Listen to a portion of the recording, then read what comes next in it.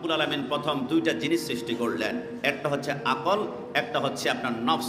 আমার আল্লাহ আকলকে জিজ্ঞেস করলেন, মান আনতা ওয়া মান আনা। আকল সত্যিকার বলো, তুমি কে আর আমি কে?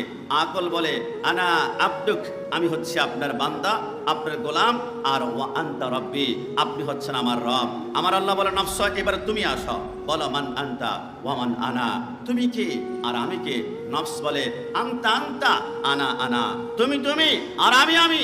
আমার আল্লাহ বলে, নফসের ভিতরে ফখর, অহংকার, ফেরেশতারা যাও নফসকে তোমরা বাঁধো, বাঁধার পরে 100 বৎসর তাকে আগুনে জ্বালাও, আগুনে জ্বালানোর পরে 100 বৎসর পরে নফসকে ডাকা হলো, নফস এবার বল মান আনতা ওয়া মান আনা, তুমি কে আর আমি কে?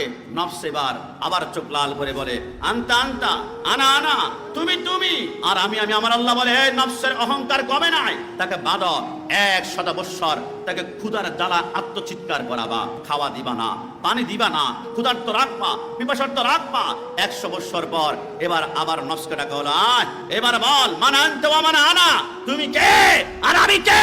নফস বলে, আনা আব্দুক, আমি তোমার গোলাম, ওয়া আনতা রব্বি, আর তুমি হচ্ছে আমার প্রভু। আমার আল্লাহ বলে, নফসকে যদি নিচু করতে হয়, নফসকে ঝুঁকাতে হয়, নফসকে দুর্বল করতে হয়, দুইটা জিনিস দ্বারা দুর্বল করতে পারবা, একটা ক্ষুধা আর একটা পিপাসা। তাই তো আল্লাহ রোজা ফরজ করে দিয়েছে, রোজা রাখো, তোমাদের পেটে যখন ক্ষুধা লাগবে, গলা যখন পিপাসা ধরবে, তখন নফস দুর্বল হয়ে যাবে।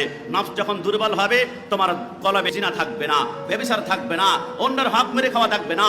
নফস যখন দুর্বল হয়ে যাবে, তখন তুমি সারাক্ষণ আল্লাহ আল্লাহ। 5 ওয়াক্ত নামাজ পড়ার জন্য রমজান মাসে, যারা অন্যান্য মাসে 5 ওয়াক্ত নামাজ পড়ে না, রমজান আসলে নামাজ পড়তে চায়, কোরআন তেলাওয়াত করতে চায়, তাসবিহ জপতে যায়। কারণ নফস যখন দুর্বল হয়ে যাবে, খাদ্য পাবে না, পানি পাবে না, তখন নফস দুর্বল হলে তখন রূহ চিৎকার করে আল্লাহ জিকির করতে শুরু করবে, জোরে বলে সুবহানাল্লাহ।